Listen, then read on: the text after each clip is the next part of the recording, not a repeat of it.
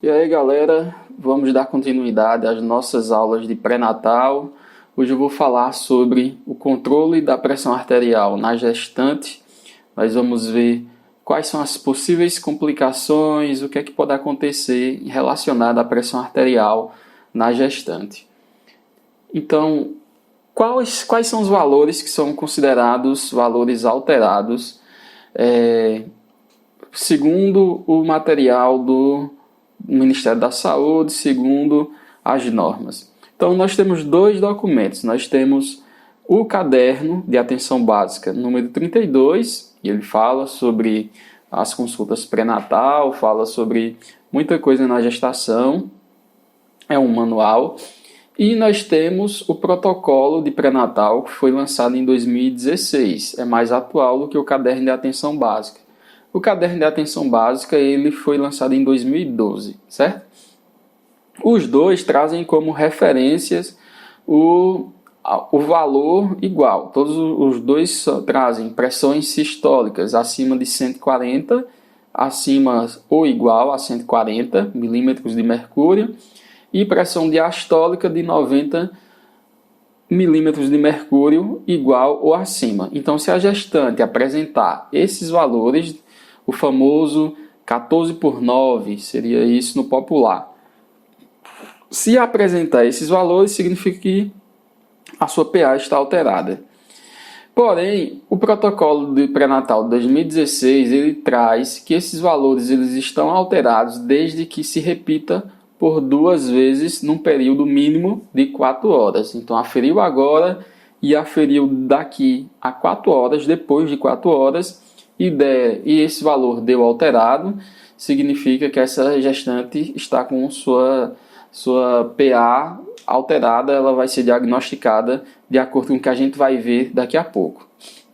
Já o caderno 32, ele fala que essas medidas elas precisam se repetir pelo menos em 3 ocasiões.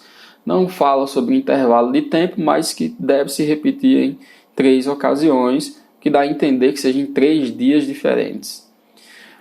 Com relação à classificação da hipertensão gestacional, como é que a gente faz essa classificação? Então vamos ver aqui primeiro.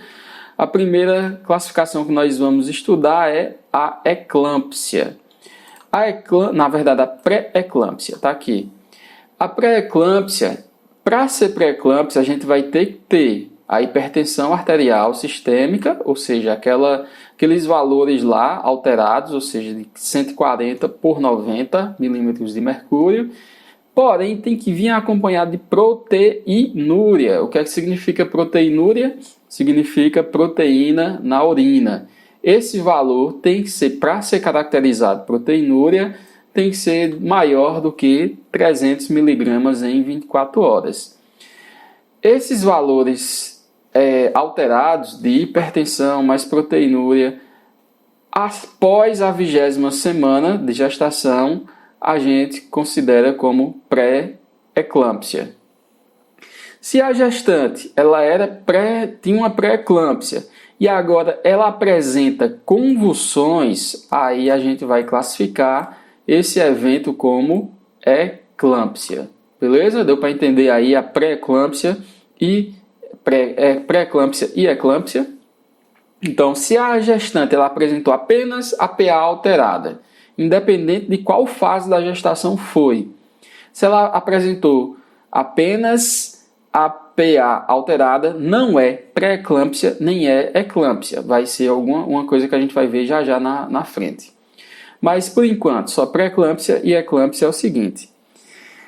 Pré-eclâmpsia apresentou PA alterada mais proteinúria acima de 20 semanas de gestação. Se ela apresentou PA alterada, proteinúria, antes da 20ª semana, ainda não é a pré-eclâmpsia, certo? Agora, apresentou o quadro de pré-eclâmpsia e convulsões, aí significa que ela teve quadros de eclâmpsia. Entre as alterações na PA aqui, é a pior que a gente pode encontrar. Vamos falar agora um pouquinho sobre a pré-eclâmpsia superposta à RAS crônica. O que é que significa isso? ela é definida pela elevação aguda da PA, a qual se agregam proteínas, trombocitopenia ou anormalidades da função hepática em gestantes portadoras de RAS crônica com idade gestacional superior a 20 semanas. Então significa o quê? Que antes dessa gestante, antes dela estar gestante, ela já tinha hipertensão arterial sistêmica. Ou ela virou hipertensa antes de completar as 20 semanas de gestação. Como a hipertensão ela não chega de uma hora para outra, a hipertensão ela aloja-se de forma crônica, ou seja, no decorrer dos anos, no decorrer dos períodos.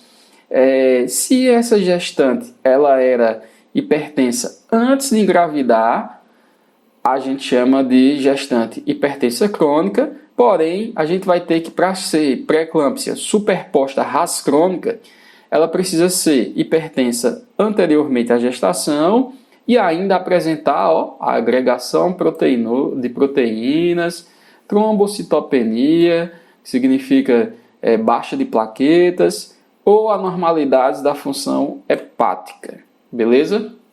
Então, essas são características de uma eclâmpsia em mulheres que já eram hipertensas. Deu para entender as diferenças entre esses três? Pré-eclâmpsia, ela não, vamos repetir. Pré-eclâmpsia, ela não era hipertensa antes das 20 semanas de gestação, teve aparecimento da hipertensão depois das 20 semanas de gestação, de quebra ainda veio uma proteinúria, que é proteína na urina. Eclâmpsia é o quadro que eu acabei de citar da pré-eclâmpsia, mais convulsões, beleza? Já a pré-eclâmpsia superpostas à RAS crônica, vai ser uma mulher que era hipertensa antes da gestação e que tem características de pré-eclâmpsia. Vamos lá para mais classificações. Outra classificação que nós temos é a hipertensão arterial sistêmica crônica, que é definida como apenas hipertensão antes da gestação, antes das 20 semanas de gestação ou depois da sua gestação. O que é que significa dizer isso? Que ela é hipertensa sistêmica crônica, que ela adquiriu a hipertensão antes da gestação ou depois da gestação. Então, a gente vai classificar como hipertensão arterial sistêmica. É importante você identificar que nessa classificação aqui, apenas de RAS crônica, não tem os sinais de pré-eclâmpsia e não tem os sinais de eclâmpsia, beleza? Hipertensão gestacional. Hipertensão gestacional, essa classificação aqui já vai ser a seguinte: ela não era hipertensa antes da gestação, virou hipertensa durante a gestação e essa hipertensão foi embora depois que passou a gestação, ou mesmo essa hipertensão ela ficou. Qual a diferença dessas duas para as outras duas que a gente viu? A diferença dessas duas hipertensões é que elas não apresentam o quadro de proteinúria, não apresentam o quadro de pré-eclâmpsia, beleza? Vimos essas 5 classificações, vamos para a conduta, para a gente finalizar. Qual é a conduta? A conduta na hipertensão, tem um errozinho de digitação aqui, então tem esse S. Na hipertensão, nós vamos acompanhar a gestante na atenção básica e vamos fazer um acompanhamento nutricional. Ela precisa passar pelo nutricionista ou até mesmo nós, enfermeiros, podemos fazer essa orientação, onde ela vai reduzir a quantidade de sal e etc.